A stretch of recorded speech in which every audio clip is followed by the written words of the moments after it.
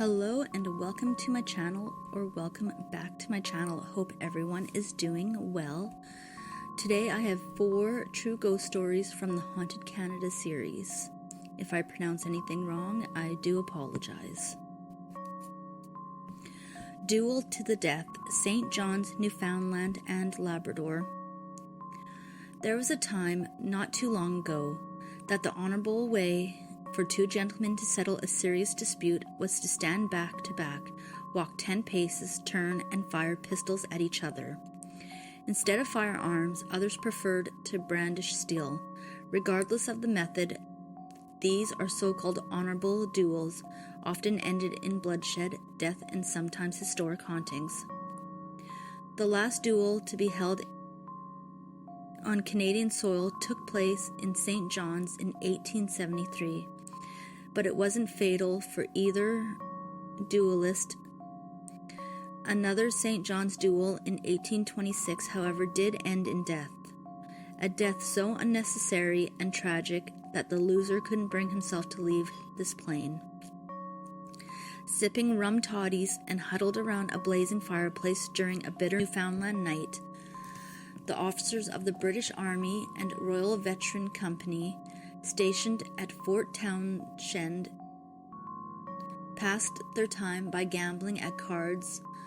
Among those present were Captain Mark Rudkin and Ensign John Philpott, and as cold as it was outside, the tension between these two was heated. Not only were they adversaries in the card game of Lansquenet being played, but they were also competing for the affections of the Irish daughter of a St. John's businessman who lived in Quidi Vidi village. This rivalry had already caused Philpott, the younger of the 2 men, to insult Rudkin at a public event, an occurrence for which he had later begrudgingly apologized. On the night of the card game, there was certainly no love lost between the 2 military men, and the presence of alcohol and gambling did nothing to decrease their contempt for one another. Philpott was on a losing streak. While fortune smiled upon Rudkin, the other men in the game folded their hands and gradually bowed out until only Philpott, still losing, and Rudkin, still winning, remained. Philpott was desperate to end on a winning note, to recoup some of his losses, and the pot had grown to nearly £3, quite a large sum in those days. Rudkin dealt the final hand, and his own happened to be the winning one. It couldn't be so. Philpott was sure of it. Rudkin, out of his dislike for Philpott, must have cheated. Philpott accused Rudkin of rigging the final hand and tried to grab the money. Rudkin scoffed, denied the charge, and made for the door with his winnings. Enraged, drunk, and blinded by his hatred for Rudkin, Philpott threw a glass of water in his face. Rudkin, to his credit, kept his cool and tried to diffuse the situation, but Philpott couldn't let it go and continued to gouge Captain. With the other officers playing witness and his honor and reputation at stake, Rudkin challenged Philpott to a duel. Philpott agreed without reservation. Early the next morning, March 30th, the 2 men met a mile outside the town near Brian's Tavern, Robson's Hill. Rudkin had once again cooled down and offered to call off the duel. Philpott, however, was still fuming and insisted that Rudkin must have cheated. He refused the captain's offer. With loaded pistols, they stood back to back, walked apart 10 paces, and turned. Philpott fired first. Luckily for Rudkin, the shot just grazed his collar. Now, with time on his side and the perfect opportunity to shoot Philpott, Rudkin took the higher road. He raised his pistol above his head and fired his shot into the air. The duel had ended without bloodshed. Anyone else in Philpott's position would consider himself fortunate to still be breathing, but Philpott saw it as a second opportunity to rid the world of Rudkin. He insisted that a second round take place despite the fact that such an act wasn't customary. Traditionally, if the opponents of a duel survived the first round, both retained their honor and the dispute was considered to be resolved.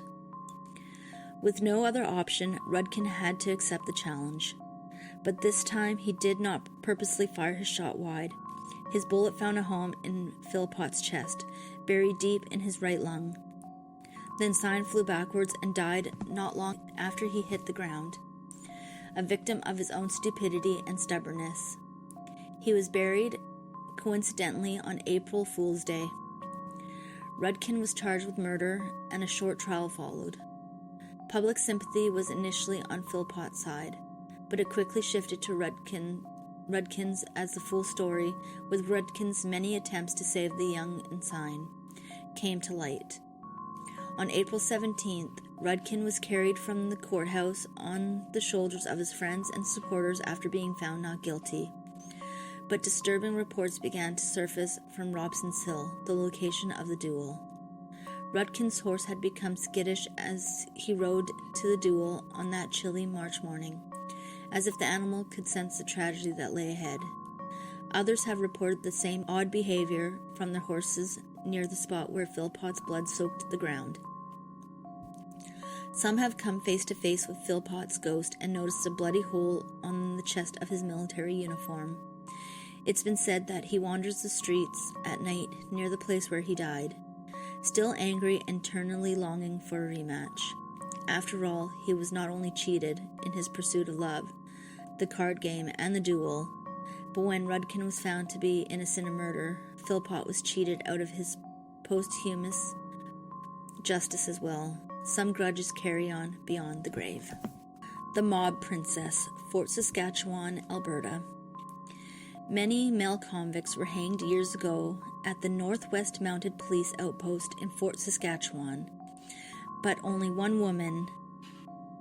In 1923, Florence Lysandro, a woman dubbed the Mob Princess, was executed for a crime she may or may not have committed.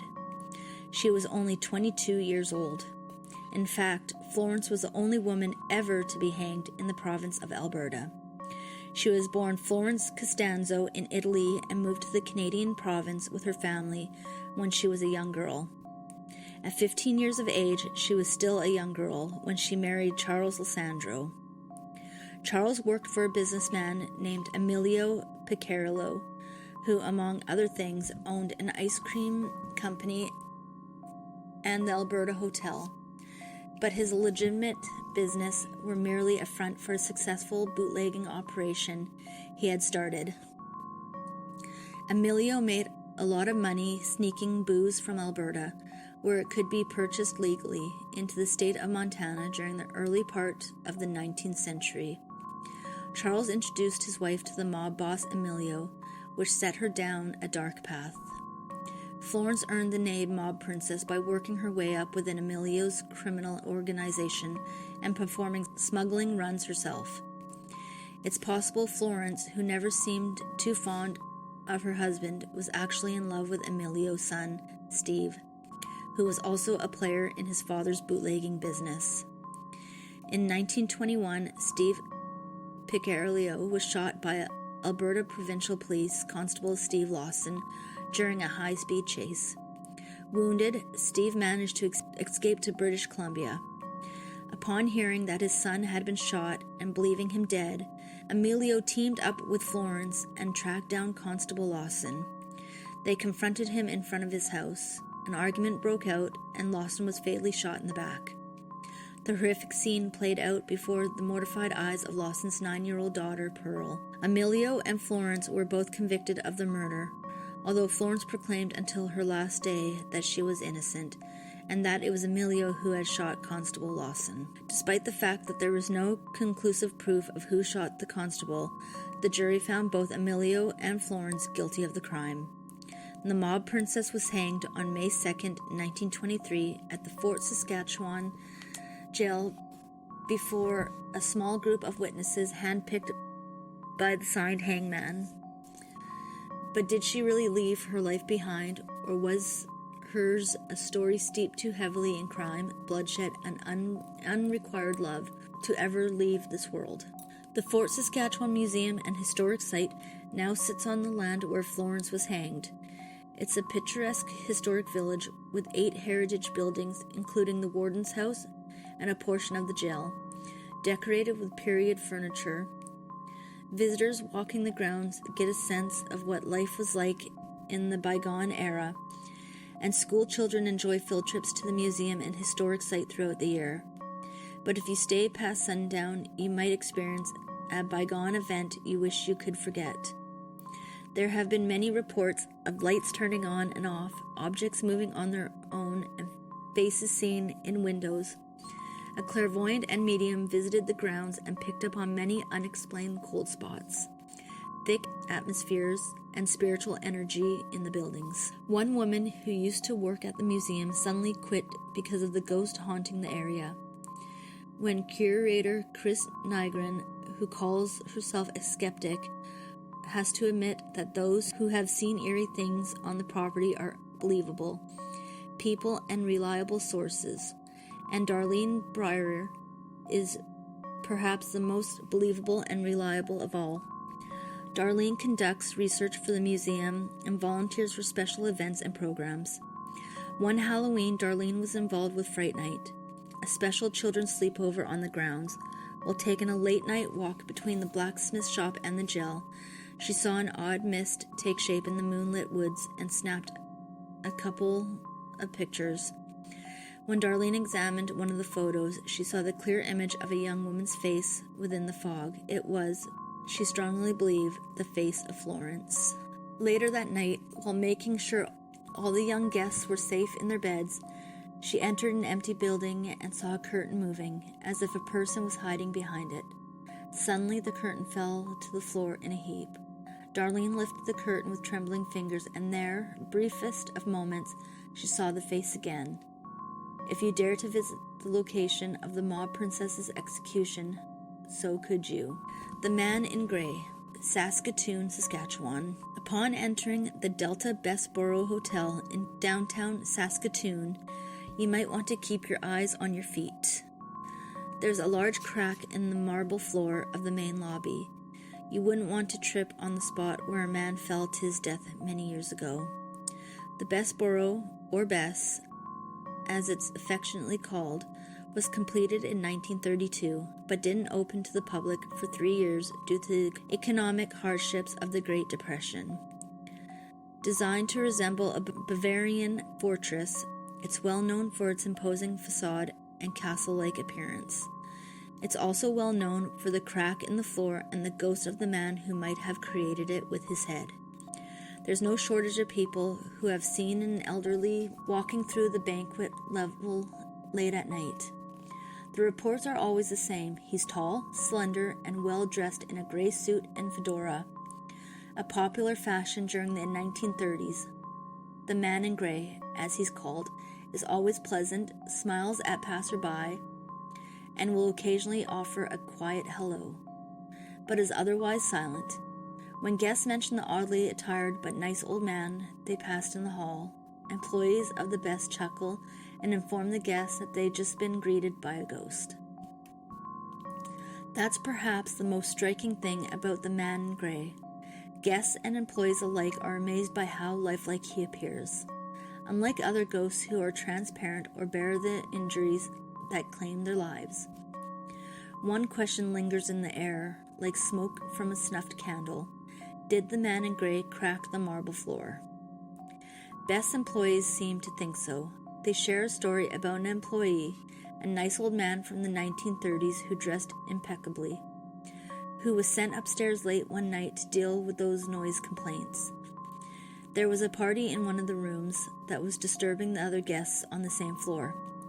The employee knocked on the door and kindly asked if the revelers could keep the noise down. The men answered his request, but with an insane action rather than words. 2 men picked up the employee and threw him over the balcony.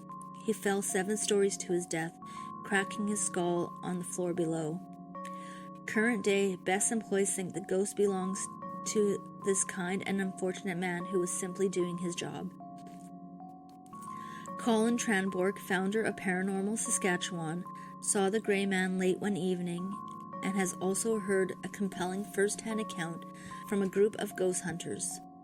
They snuck into a storage closet on the hotel's top floor and saw a man staring at them from outside through a window. Terrified, they wondered how he wasn't falling to his death. There was simply no way to explain it, unless he'd already fallen to his death back in the 1930s. There are other ghosts staying at the Bess. Guests have reported running into a disturbed woman in one of the upper floor hallways. She screams bloody murder when approached and then suddenly disappears, and the spirits of two small children are thought to live in one of the stairwells, playing together for all eternity. But there's no doubt the man in grey is the Bess's most famous ghost, perhaps because he's such a happy soul. People seem more inclined to speak about him than the other spirits. After all, if you came face to face with a ghost in the dead of night, wouldn't you rather be greeted with a hello than a ghastly shriek? The show must go on and on and on. Dawson City, Yukon. The Yukon Territory is a mysterious and wild land.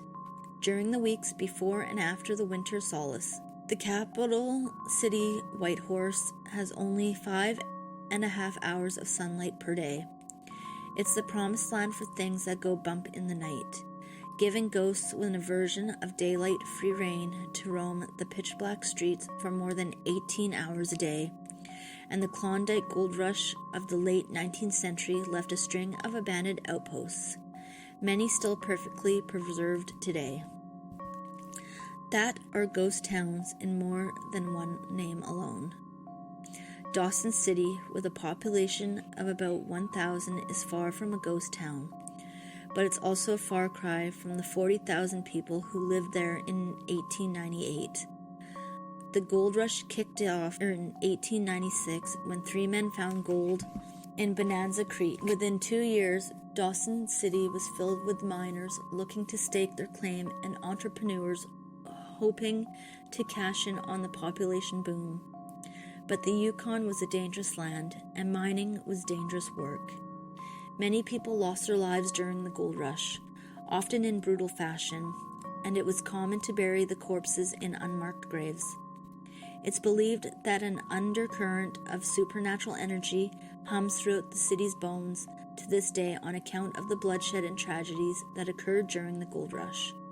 And one ghost takes center stage in Dawson City. It's a ghost that appears to be a flame, a ghost of one of the city's most famous previous residents. But the ghost doesn't belong to popular writers Pierre Berton or Jack London, both of whom once called Dawson City home. Nor is it the ghost of any of the Dawson City Nuggets, a hockey team that traveled to our nation's capital in 1905 by ship, train, and dog sled, to lose the most lopsided series in Stanley Cup history to the Ottawa Silver Seven. The flaming ghost is that of Kathleen Rockwell, better known as Klondike Kate. As a young girl, Kate was a free spirit and a tomboy, more comfortable playing with boys than girls, and frustrated by the lack of opportunities for women in the late 1800s. Her temper was as fiery as her bright red hair, and her rebellious nature kept her from settling in one spot for long. She was expelled from school before trying unsuccessfully to break into show business in New York City in 1899. Hearing of the gold rush and envisioning the influx of miners to Dawson City, desperate for entertainment, she traveled to the Yukon. However, Kate was refused entry by the Royal Canadian Mounted Police, who were trying to control the number of people rushing into the territory. Never one to be intimidated by authority nor hindered by rules, Kate is reputed to have disguised herself as a boy and hidden upon a boat that had gained clearance to travel from Alaska to the Yukon. Not long after arriving in Dawson City, Kate joined the Savoy Theatrical Company and began performing in daily shows at the Palace Grand Theatre. Her notoriety and fame sparked as quickly as a match, thanks in a large part to her signature flame dance. She spun many yards of red chiffon around her body to create the illusion that she was on fire in the middle of the stage, and it wasn't long before everyone knew Klondike Kate. Other nicknames followed, such as the Darling of Dawson, and thanks in no small part of her, Dawson City became known as the Paris of the North.